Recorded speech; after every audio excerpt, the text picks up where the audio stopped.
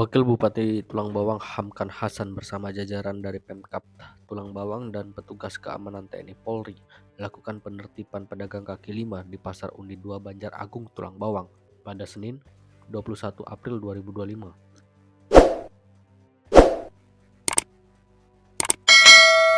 Dalam penertiban yang berlangsung itu, terjadi kericuhan di sekitar lokasi Pasar Undi 2 Banjar Agung Tulang Bawang.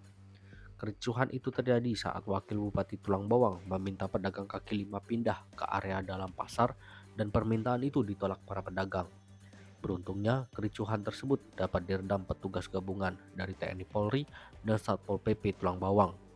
Wakil Bupati Tulang Bawang Hamkan Hasan saat diwawancari awak media mengatakan, sebelum dilakukan penertiban ini pihaknya sudah lakukan sosialisasi selama 1,5 bulan lamanya. Sosialisasi itu disampaikan baik melalui administrasi, lisan, surat edaran, dan rambu-rambu, tetapi tidak diharaukan. Hamkan Hasan menuturkan, dari sosialisasi yang dilakukan, sebenarnya terdapat kesepakatan jika para pedagang siap berdagang di dalam pasar. Tetapi kenyataannya, kesepakatan itu tidak dihiraukan oleh sebagian para pedagang kaki lima.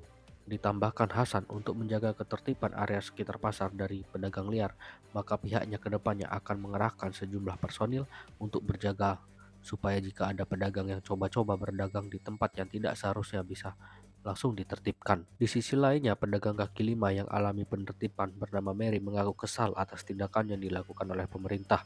Menurutnya, sebagai pedagang yang mengandalkan keuntungan dari berdagang, tentu saja penertiban yang dilakukan pemerintah sangat merugikannya. Ini negara Pak, negara nggak boleh kalah dengan siapapun ya. Kita sudah cukup sosialisasi, surat edaran jelas, segala jelas ya. Udah sekarang. Kita perlakukan secara manusiawi mereka. Tapi kalau mereka saya perlakukan dengan manusiawi mereka nggak mau, silakan. Oh itu biasa, itu manusiawi biasa. Jadi begini, sebenarnya kita sudah bersosialisasi hampir 1 bulan sampai 1,5 bulan. Sudah kita sampaikan baik secara administrasi, lisan, surat edaran, rambu-rambu.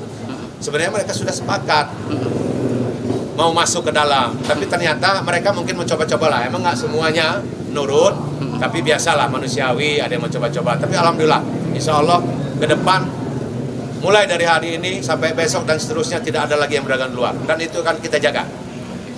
Siap kita jaga. Nanti kita akan turunkan petugas yang menjaga mereka untuk menertibkan mereka supaya mereka tertib berdagang di dalam.